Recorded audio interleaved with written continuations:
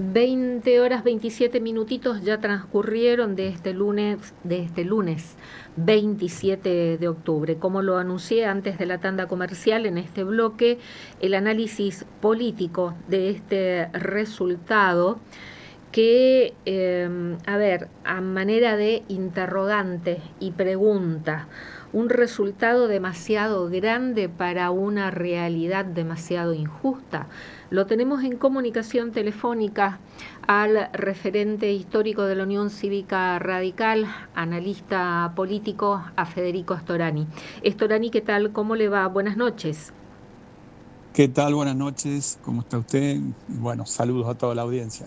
Muchísimas gracias. Bueno, habiendo transcurrido ya 24 horas de culminada la jornada electoral, y bueno, hasta ahora todavía no sabíamos oficialmente los resultados, pero sí ya se hablaba de una tendencia a nivel país. ¿Cuál es el análisis que ha realizado Storani? Yo comencé con esta pregunta, ¿no? Si no es un resultado demasiado grande para una realidad demasiado injusta. Sí, yo suscribo eso y diría más contundentemente que es desproporcionado, porque en realidad la inmensa mayoría de los sectores de nuestro país, cualquiera que se mire, en materia de educación, materia de salud, materia productiva, en materia de ciencia y tecnología, de producción, incluso el sector agropecuario, están sufriendo. Ni hablar, por supuesto, de los jubilados, de los trabajadores, de las personas que sufren alguna discapacidad. Por lo tanto, yo esperaba una elección más ajustada. Pensaba que tal vez la diferencia podía rondar en favor de una u otra fuerza en los 3, 4 puntos y que no iba a superar la Libertad Avanza a los 37 puntos como máximo. Bueno, superó, pero además de lo cuantitativo está lo homogéneo. El otro dato de la realidad que revelan el escrutinio de ayer es que se dio prácticamente en todo el mapa de la Argentina. Fue un triunfo muy contundente y homogéneo. Si bien uno registra antecedentes de elecciones de medio término o intermedias para legisladores parecidos, por ejemplo el de Macri, en su momento también fue casi de una cifra muy similar y con bastante homogeneidad, y mucho mayor, por supuesto, otros gobiernos anteriores. Pero con esta realidad que veíamos, además, fuertemente hackeado el gobierno por errores autoinfligidos y a su vez por claras situaciones que lo comprometen en lo que pueden ser casos abiertos de corrupción. Piense usted que en la provincia de Buenos Aires el lema de votación del candidato que finalmente ganó, Diego Santilli, era busquen al pelado por Esper, porque lo habían tenido que sacar por una cuestión de denuncias fundadas por vinculaciones con el narcotráfico, como se sabe, ha sido financiado por el narcotráfico, para encontrar el Colorado. Uno dice, bueno, esto es una locura, un disparate, y sin embargo termina obteniendo el triunfo por un escaso margen, pero el triunfo en la provincia más grande del país. Y luego en otras provincias, que son la zona núcleo productiva, caso Santa Fe y Mendoza, yo tenía dudas, en Santa Fe se hablaba de 3/3, para mí registraba antecedentes de que en otras oportunidades no había sido así. Y en el caso de Córdoba, y la cito especialmente porque son zonas donde predomina mucho, aparte de los grandes centros urbanos, sectores agropecuarios que fueron estafados abiertamente cuando se produjo la quita de las retenciones por 48 horas para que hicieran un negocio fabuloso las multinacionales cerealeras. Y había un estado de bronca, de rechazo a esta maniobra que les produjo a las cerealeras multinacionales entre 1.500 y 1.700 millones de dólares de ganancias en apenas 48 horas. Por lo tanto, cuando uno resume todo esto y muchísimas cosas más que podría sumar, como por ejemplo señalar que será un especialista el presidente en crecimiento económico con o sin dinero, y es la tercera vez que va a pedir un rescate, y esta vez de manera directa con el Tesoro de los Estados Unidos, y que prácticamente admite la intervención de los Estados Unidos en la política interna de nuestro país.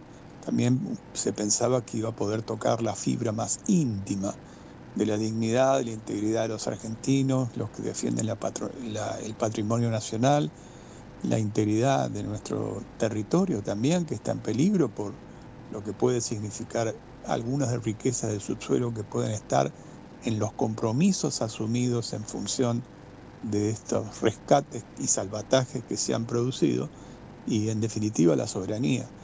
Y sin embargo, así todo, se produjo ese triunfo.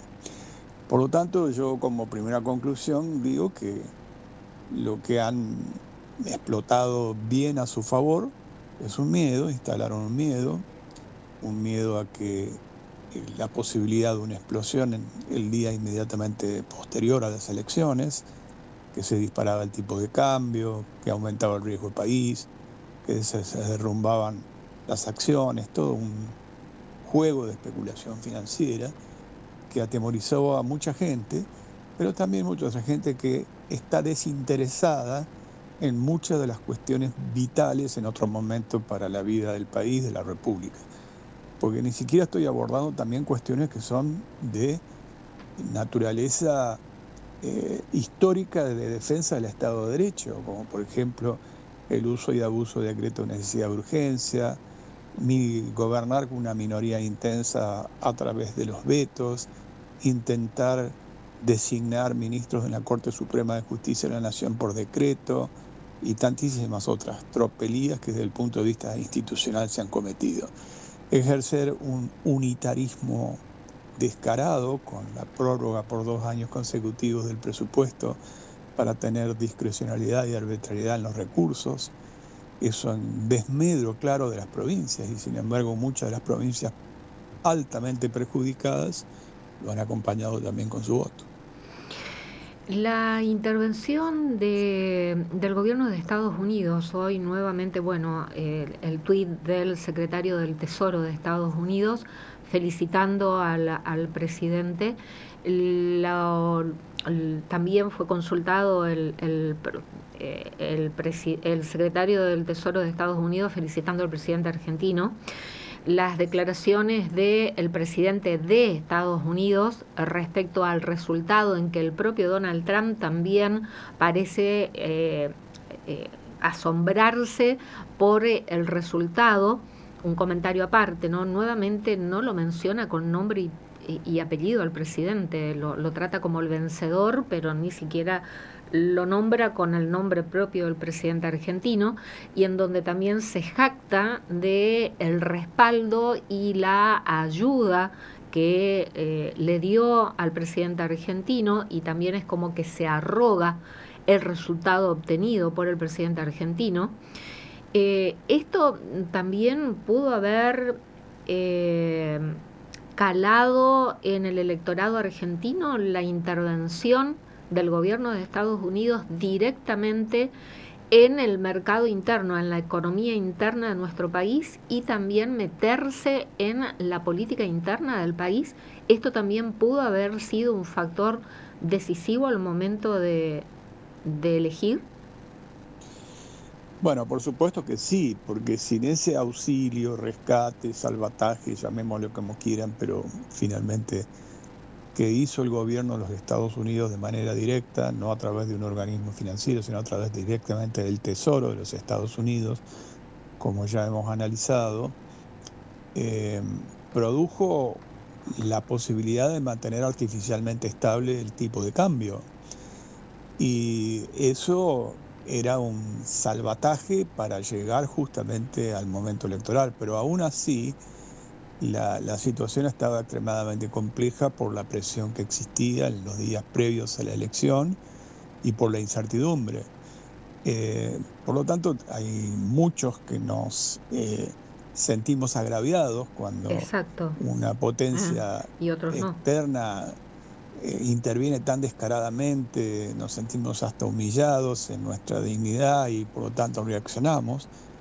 Pero se ve que existe también mucha otra gente que dice, bueno, prefiero someterme para ganar una seguridad muy inmediata, para tener a lo mejor la posibilidad de adquirir algunos productos baratos del exterior que están destrozando la pequeña y mediana industria argentina, aún aquella que es más competitiva o en las áreas donde es más competitiva, o poder tener algún viaje al exterior con el dólar barato.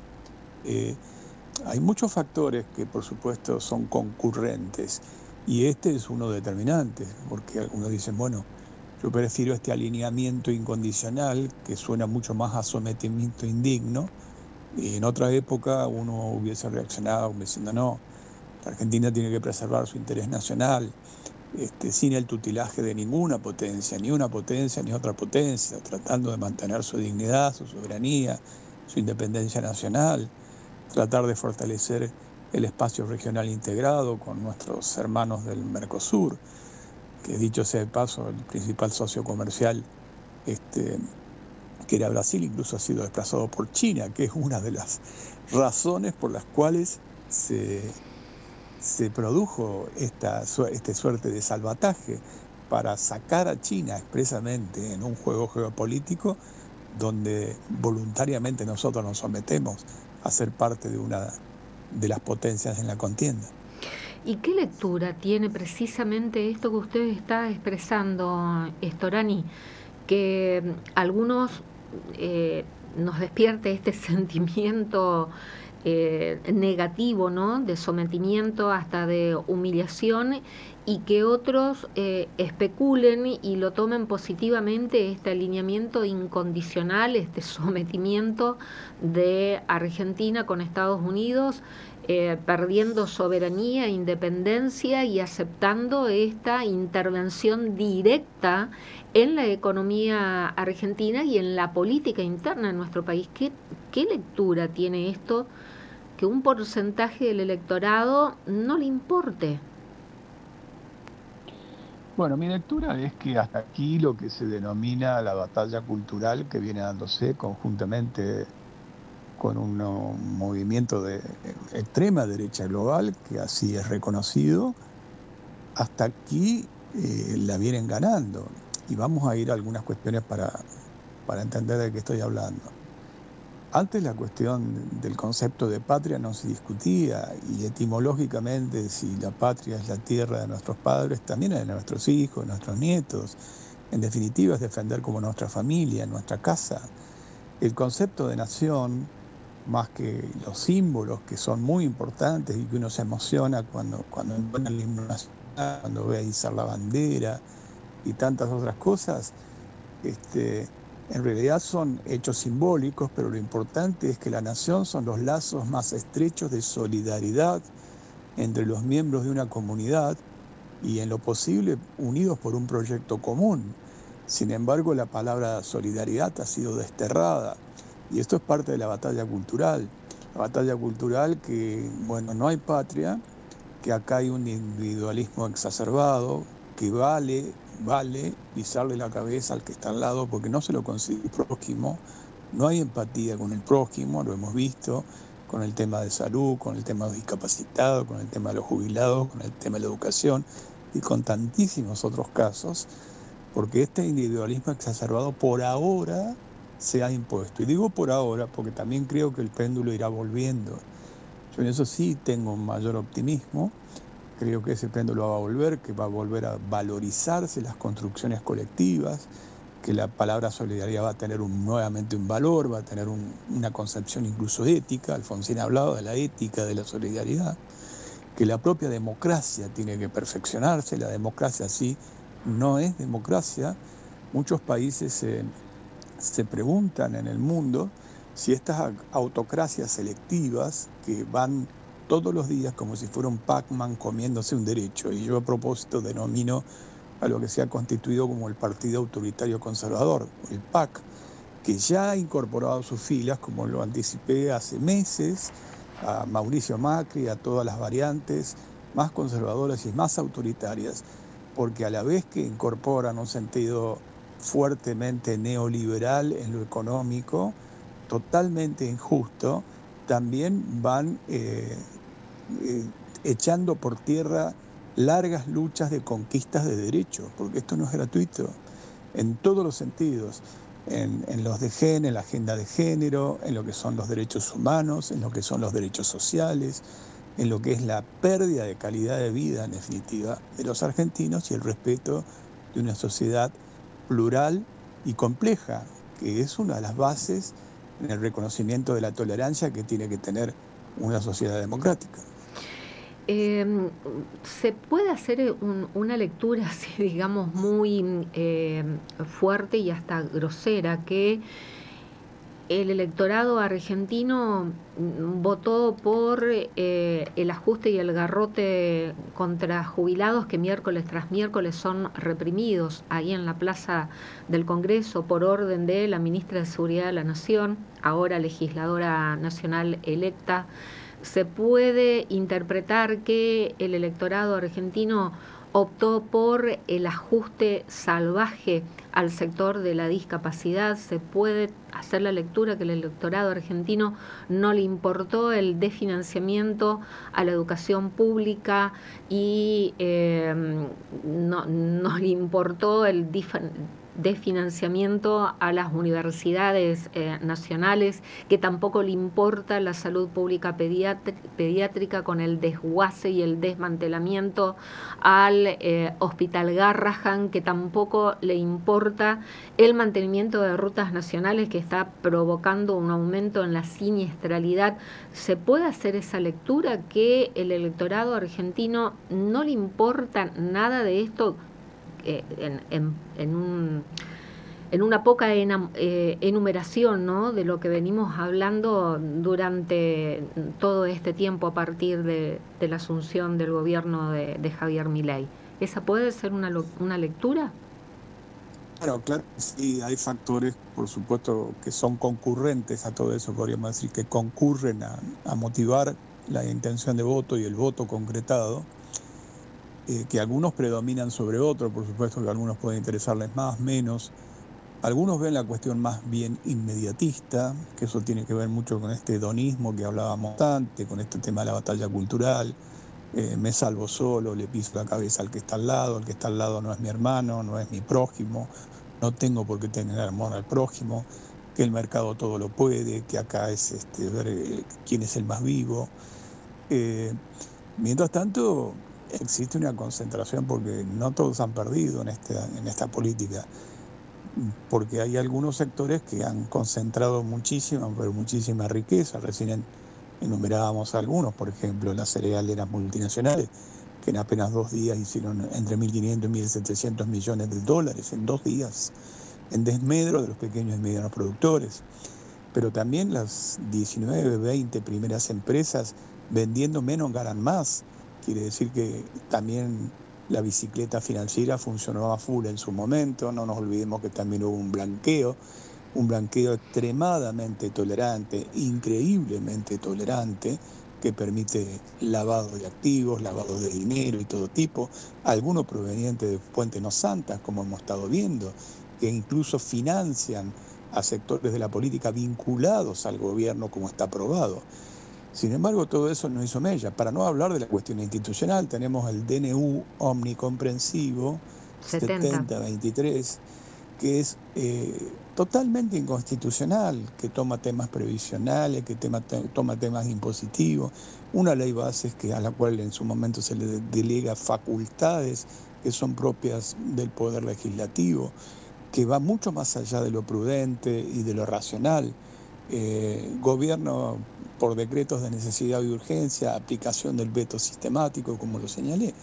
Es decir, por donde se lo mire, para ir a lo de fondo. Lo de fondo, un proyecto que no es nuevo, que sigue el modelo económico-social de lo que podríamos llamar una economía neoliberal, de un capitalismo extractivista primario, que pone su acento en la producción fuertemente de los productos naturales, los recursos naturales, la minería, el gas, el petróleo, las famosas tierras raras de las cuales tanto se habla y que es una disputa geopolítica entre la República Popular China y los Estados Unidos de Norteamérica, y la producción agropecuaria, el agua también como un recurso vital.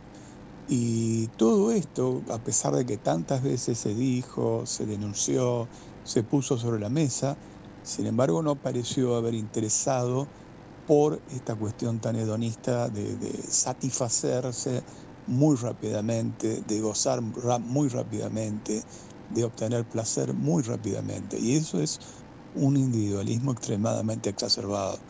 Yo creo que, insisto, que va a haber una reacción, porque eso es incompatible con una auténtica democracia, con una verdadera democracia.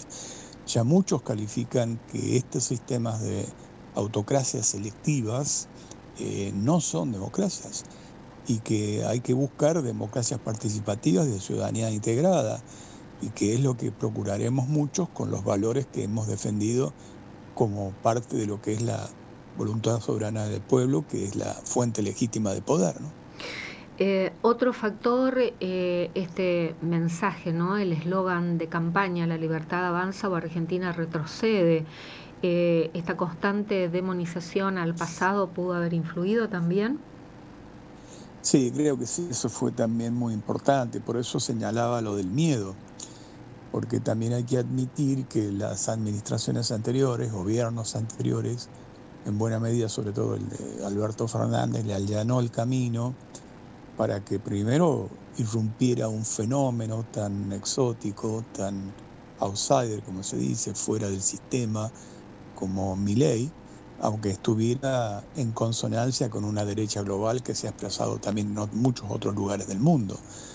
Pero el camino fue fértil. Y la segunda cuestión es la política o la doctrina del shock, de la cual también hemos hablado. El shock paraliza por miedo. Y cuando uno mira las encuestas, muchas de ellas aparece que la principal preocupación es el trabajo, perder el trabajo. Entonces uno cree que apoyando al peor, al más malo, al más castigador, va a preservar aún el trabajo más precario que tiene. Cuando ahora ya se están anunciando las reformas de segunda generación que van a ir en contra de muchos de los derechos conquistados durante décadas, ¿no? Y en cuanto a la oposición, porque el resultado fue prácticamente polarizado por La Libertad Avanza, mejor dicho, La Libertad Avanza, Fuerza Patria, y esta propuesta de la Avenida del Medio de Provincias Unidas con un resultado muy, pero muy magro. El rol de Fuerza Patria, sobre todo, llamado peronismo / kirchnerismo o kirchnerismo, ¿se cometieron errores propios también? Sin duda que sí. Yo creo que incluso en estos días está a la luz el debate, por eso me animo a meterme, porque yo no pertenezco obviamente a Fuerza Patria, pero podemos analizarlo.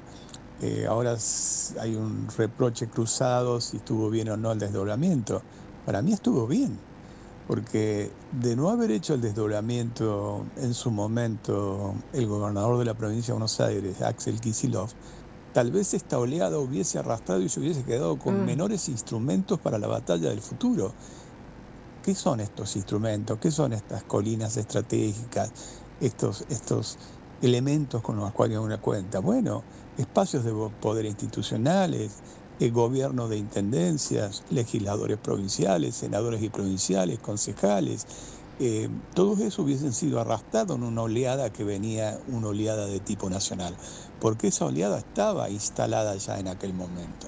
Ahí se les hizo jugar un papel fundamental a los intendentes, que tuvieron un mayor compromiso, la propia tarea del gobernador, y permitió dejar parado una cuestión que puede hacerle frente a un proyecto que es tan negativo desde mi punto de vista. Acá hay que mirar la línea gruesa. Y con respecto al tema de la línea del medio y demás, también lo dije desde el principio, para mí eso nació muerto. Creo que era simplemente la variante prolija que usaba el establishment si no le salía bien esta jugada. y Schiaretti expresaba principalmente eso, y con un sesgo tal vez más institucionalista y también con alguna característica más ligada a lo productivo. Del mismo modo que el gobernador de la provincia de Santa Fe, mi correligionario Puyaro, que hizo un desempeño muy magro, no llegó a los 20 puntos, y que gobernando una provincia que había ganado después de más de 60 años y con una cantidad de intendencias muy importantes, en una provincia densamente poblada y productiva. Entonces eso también tiene que llamar la atención, que no se puede andar con tibieza, porque también la evaluación de un lado u otro es quiénes acompañaron y quiénes no acompañaron desde el principio este proyecto, porque en definitiva lo que hay que decir de todas maneras, que si Milei ganó con el 56% en la segunda vuelta, bueno, ahora ha tenido un triunfo importante, pero supera apenas el 40%, es decir, tampoco es que puede descorchar champán, podríamos decir así, creyendo que tiene asegurado absolutamente el porvenir. Bueno, pero en una elección, no habiendo transcurrido 2 meses en provincia de Buenos Aires, repuntó 14 puntos. El caso de Corrientes, La Libertad Avanza en las elecciones provinciales del 31 de agosto, sí, hace 2 meses, no llegó al 10%. Y ahora superó el 30% y prácticamente en un empate técnico con el oficialismo gobernante, que arrasó el 31 de agosto, superó el 50% y ahora apenas superando el 30% también y quedando en un empate técnico con La Libertad Avanza. Entonces es en tan poco tiempo de diferencia que el electorado vote de manera tan diferente. Esos 20 puntos que cae el oficialismo en la provincia de Corrientes se le suman a La Libertad Avanza en estas elecciones nacionales y Fuerza Patria, que también ha tenido un repunte. El resultado aquí se divide en tercios, ¿no? Entonces, en el análisis uno dice, ¿cómo con tan poco tiempo de diferencia el electorado vota de manera tan diferente? Bueno, eso tiene que ver con esto que analizábamos antes. Yo conozco más el tema de la provincia de Buenos Aires, por eso digo, el pase de facturas que ha habido internamente conspiraron sin duda alguna con el desempeño del oficialismo provincial en la provincia de Buenos Aires, ¿no es cierto?